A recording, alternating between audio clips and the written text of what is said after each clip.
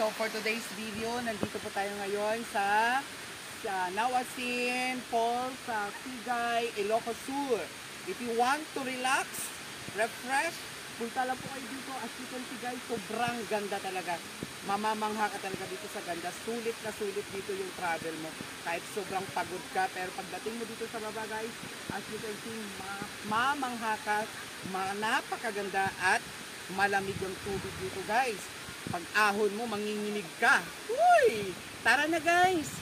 Punta na dito sa Nawasin Falls sa Sigay, Ilocos Sur. Okay, so for today's video, nandito po tayo ngayon sa Nawasin Falls sa Sigay, Ilocos Sur.